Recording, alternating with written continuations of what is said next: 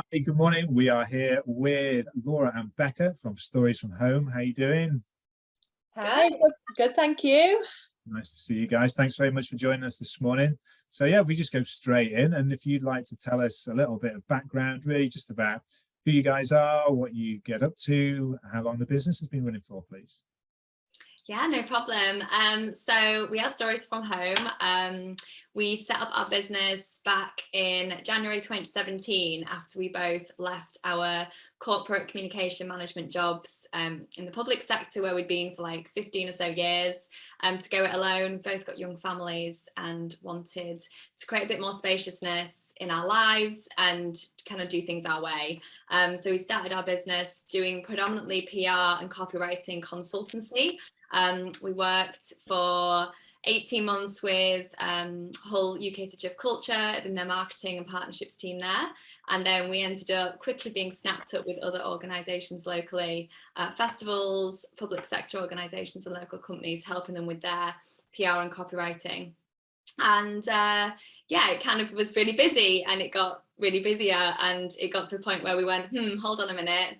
Was just as busy as we were when we were working in-house. So at the beginning of 2020, we decided to make a bit of a shift. We had quite a lot of small businesses that were coming to us for help, that we were able to help somewhat, but it wasn't a sustainable way of helping them because they didn't have the budgets there to work with any sort of agency, even like ours, to be able to support them. So we decided that we would pivot our business somewhat and start helping smaller businesses be able to get more confident with their copywriting, because as a business owner you need to be able to do everything and you need to be able to write really well, whether it's emails, your website, sales pages, whatever. So we started to shift the business to be able to mentor business owners to be able to write with purpose and confidence, so that whatever they're writing, they know how to infuse their strategy with their storytelling so that they can create a much stronger business for themselves and ultimately create the life of their dreams, which is what we've been doing for the last 2 years and more so in the last 12 months. And yeah, it's going really good. It's just the two of us, we're best mates, and it works really great with around our families. Fantastic, thank you. So 2017 started, and then you mentioned the pivot at the beginning of 2020. What was the sort of impact of COVID for you?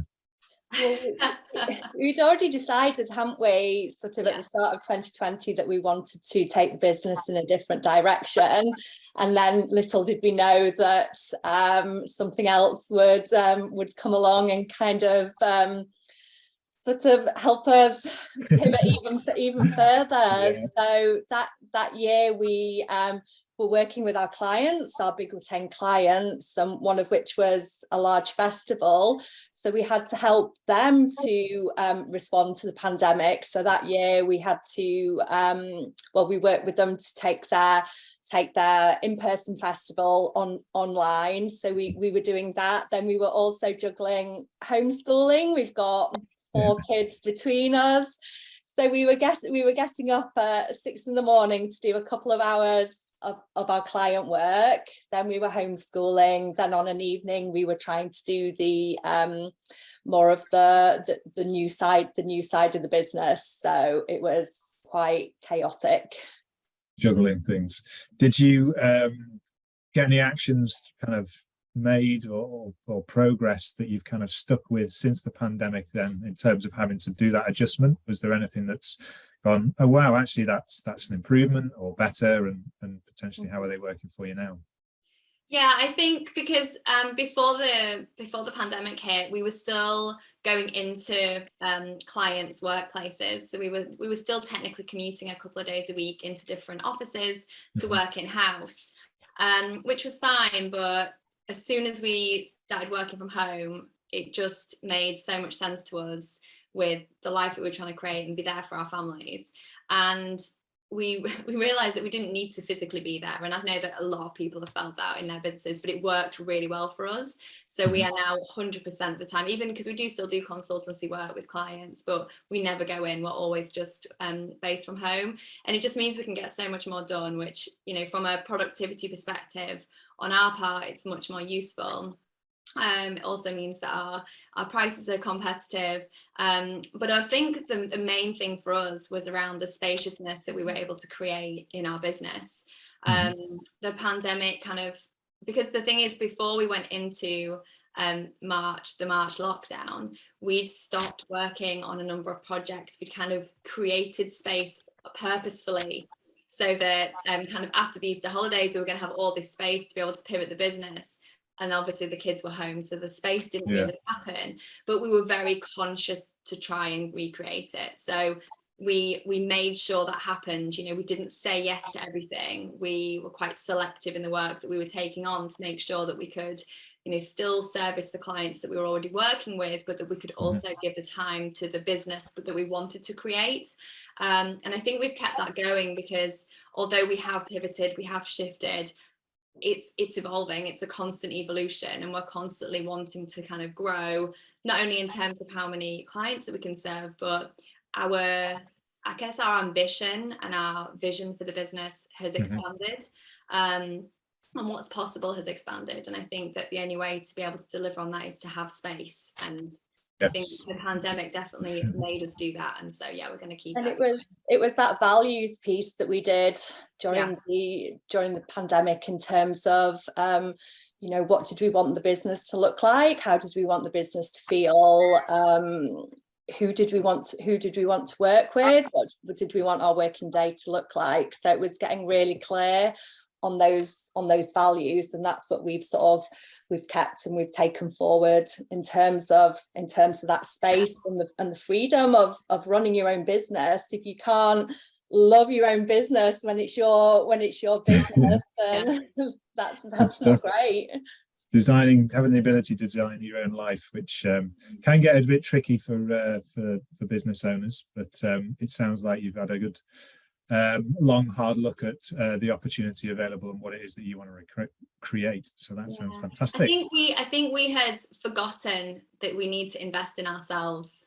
You know, when you're there and you're giving everything to your clients, it's very easy to forget that you actually need to hold some back for you. So I think that year was the time when we realized that and started investing in ourselves from a personal development perspective, but also really looking at the business and seeing what investment needed there. So we've put a lot back into it, and we're now reaping the rewards in so many ways. Brilliant.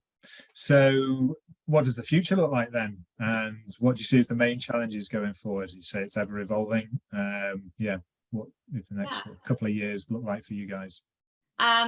Constant expansion. We are welcoming so many women into our space, and honestly, it's just the best feeling. And seeing our clients kind of step into their power, as we describe it, like they are literally going, you can see them changing before your eyes, and it's so amazing. So for us, it's going to be calling more women into our space. We've got a number of different programs that we offer, so filling those programs with a full diary that still has space for ourselves, and ultimately helping more women to create the life and businesses of their dreams, so that then they can help others. So we see it as a ripple effect. I think we got really clear that for us and our business, it's about so much more than making money. You know, that's important. We need that for our families. But ultimately, we've got a much deeper purpose that we're working towards. And predominantly, the clients that we work with are of the same like-mindedness. So it feels really exciting to be able to help them do even more and have a greater impact on the world. And I think in terms of challenges, well, I mean, you know, the R word is heading our way, isn't it? So, you know, there's that when you've got your own business to be considerate of. I think it's partly kind of the belief and the trust that it'll come. And we have the conversation a lot of the time that, you know, you just keep doing the work, keep being aware of what your clients need, and being able to adapt and shift and, you know, give them what they need. Not just, this is what I do, I can only do this thing. Like being able to be flexible and just keep believing. I think that's going to be the belief and the boundaries. I think the belief that we are on the right path, because sometimes when when you are running a business, it feels like you're not making progress, or you're not going as quick as you would like. But when you sort of look back, actually what you have achieved and who you've helped. So I think as well, the boundaries has been a really important piece for us in terms of our own boundaries and our clients' boundaries. So we've invested quite heavily in the business this year in terms of all the foundational work, to making sure that we've got the right contracts in place to protect both us and our clients. So we've been doing a lot of work in that area, which is moving the business on. But I think we're hungry to help even more women, and because we have seen what impact it can have, we want to do even more of it. And I think it's that, like, the asking for help piece, because, you know, we know that when we help people, it really helps their business. And we know when we've got help into our business, over recent years, it's really helped us. But we know that we're going to soon be in a position where we're going to need to call in some more support so that we can do our job better. And it's just, you know, the timing of that. So yeah, there's always a challenge, but everything is figure outable. So we'll work it out. Life is a challenge, so it's a constant, ever-evolving shift of things that you need to do in order to adapt and keep on going forward. But I think, you know, there's a saying or analogy, or it's around 12. You underestimate, or you overestimate what you can do in 12 months, but you underestimate what you can do in 10 years. So when you look back in those 10 years, you'll be like, wow, what did I do? But those 12-month blocks that you look at, you can get a bit frustrated. So I empathize with that. So moving on to kind of just being a business owner or business owners, what would you say your biggest learning is? Do you want to go with that one, Beck? You might have one each, so it could be whoever wants to go first. Well, I guess I could start with what I just said then. It's about, like, the asking for help bit. Like, I think one of the biggest things is, you know, you don't need to know it all. There are people out there to help you and to make it easier, because it doesn't have to be hard. I think for a lot of years, you know, just from kind of the belief system that we had inbuilt in us around, you know, it needs to be hard, it needs to feel hard, we need to work hard, we've had a hard day, and it doesn't need to be that way. Like, there is a way of making it easier, and that's kind of the mantra that we live by now, is like, you know, anything we're doing, we go, how can we make this easy? Like, how can we make this easier for ourselves? Because there is always a way to make it easier. Yeah, you have to put the work in, but it doesn't have to be hard work. You know, there's always a way of just making it simpler. And that's what we do with our clients. And I think that's what we've been living by. So I think for me, it doesn't have to be hard. How can I make it easy? I think we're really lucky. We know we're in a really privileged position, because there is the two of us, which does make it easier. When one of us is having a wobble, then we have someone to kind of pick us up, or, you know, give us the pep talk and the confidence that you need. So that's been sort of having that has been key, hasn't it, to our business, and very much our friendship and our shared values that we have is the kind of the building blocks of it, and kind of keeps us going. Good stuff. A strong partnership, it sounds like. So if we was to go back in time, and I'll ask you, Laura, first, what would be the best piece of advice you could give to yourself at 18? Oh, there's so many things, but I think the most important one I'd want to say is, like, really listen and tune into what you feel you want to achieve and what you want to do and how you want to live your life. I think it's very easy to follow the herd, do what you think you should be doing, what others may be advised to do. But I think it's about getting really clear on, you know, what makes you tick, finding your passion, and thinking about how you want to live your life and how you want to, you know, serve the world, and how you want to show up, and then go and figure out how to do that in your way. I think that there are so many different routes now, that there isn't just one size fits all. And I think if you can go and find something that lights you up, and have the opportunity to keep shifting that, it doesn't have to be just one thing. you know, it doesn't have to be one path. You can just kind of, you know, find your own way and just be brave enough to go and do that. And if you fall over, just get back up and, you know, keep going, keep trying again, because when you don't have that big vision, I think you can feel lost for a really long time. And that makes getting out of bed on that Monday morning really difficult. Whereas if you know where you're heading, even if you've got to do some of the rubbish stuff to begin with, you know where you're going, and you're doing everything you can to get there. So have a vision, find a passion, and just go for it. Take the leap. Nice. Becca? Yeah, I did think mine would be similar in terms of, you know, at 18, not following what everyone else is doing, not going to university because that's what all your friends are doing, or because that's what your parents did. There's so many different routes now, and in terms of, you know, the opportunities to start your own business. So yes, really connect to what you love doing, and try and find a career that is within that area that just lights you up every day. I think sometimes you when you become an adult or get your first job, you sort of you forget all the things that you used to love doing, you know, from being creative, or, you know, loving a sport or music, and you just kind of quickly get caught up in that hustle of life and working life. So I think it's really connecting to who you are, what you love, and kind of what you want to do. Stuff. Good advice. So kind of, I suppose, linked to that, any inspirations for you guys that you have currently, or that what inspires you? So it might be friends, family, it could be each other. Obviously. Yeah, obviously. Yeah. Podcasts or anything that you're reading or anything like that you use for inspiration?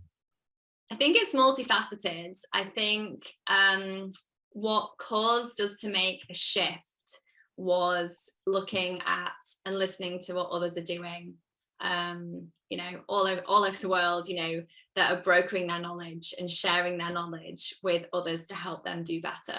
And that was kind of the kickstart we needed to make this shift. So Marie Folio is a winner. I don't know if you've seen, I've got a notification that keeps popping up because I got a new email from her. She's, you know, a megastar and has definitely helped guide us. I think there's so much out there. We are kind of ever hungry for more, so we kind of listen to absolutely everything. Audible's constantly on while we're doing the dishes, you know, we've got podcasts coming out of our ears constantly. So I think it's about reading as much as you can, listening to as much as you can, and it being a wide variety of things. We have friends that have been incredibly successful, so we're always like tapping into what they've been doing and what they've been listening to. So our to be read list is enormous. I mean, we haven't got enough days to be able to get through it all, but that definitely inspires us. But I think seeing people live really purposefully with freedom and flow is the big one for us, because we can feel it. Like, we're like, you know, that's what we want, that's what we desire. And also our clients inspire us. And that might sound a bit corny, but honestly, we got 3 emails into our inbox yesterday of their, like, you know, that they were sending out to their email list after they'd had sessions with us last week, helping them align their strategy with their storytelling. And it was like such a proud moment when those emails landed, because we could see they just transformed their writing, and the messaging was on point, and they were just really clear about what they want their audience to do, and it just felt incredible. And that inspires us to keep then working on our business so that we can help more of them. So yeah, cool. Say that. Fantastic. Okay, so lastly, is there any sort of latest news around your business that you might like to share? Other people offers or promotions, depends, some people do offers promotions or anything like that, but otherwise, yeah, it might just be latest news that's worthy of note. We've launched an offer just recently, and it was based on our clients and what they told us that they were really struggling with. So it's called the Content Party, and we have a 3-hour session where they talk and we help them unearth their stories, and we put it into a strategy for them. So at the end of the call, they leave not only being really excited about content planning and how it gets to be easy from the frameworks that we've taught them, but they get a strategy. They actually get a written strategy with a plan to follow for the next 3 months. And since we launched that, I think we've done eight parties, eight sessions with clients. We've got another one tonight. So that's certainly a way where we can add real impact to people for a relatively small investment, but it'll have a huge impact on their business. And then there's also the Copy Edit Club. Laura, I don't know if you want to talk about. Yeah, so the Copy Edit Club is our monthly membership. So every month members get to send us one piece of copy. So it could be a sales page, their emails that they're going to be sending out to their clients for the month, website page, whatever copy, anything goes. They can send it over, we'll take a look, we'll do some edits on it, tighten it up, make it better, and then at the end of each month we'll get on a group session just like this and give our feedback on each piece of copy. So not only do they get our feedback on their words, but they also get to listen to our feedback on everybody else's. So you can see everybody making notes, because we all have to write the same things. Like, you all have to keep your website updated and your about page up to date. The about page people neglect constantly. So it's our most inexpensive way of working with us. That's £77 a month that they get to come and get copy edited by us. And it also it was a lovely community, and then they get to tap into those other like-minded minds and for inspiration and creativity. Sharing the knowledge, powerful thing. Yeah, exactly. So yeah, good stuff. Come to the website and come join. Brilliant. Sounds awesome. Well, it's been amazing to hear about your passion, and you're definitely a purpose-driven business. So all the best with it. Thank you very much, Becca and Laura from Stories from Home. Thank you so much. Thank you.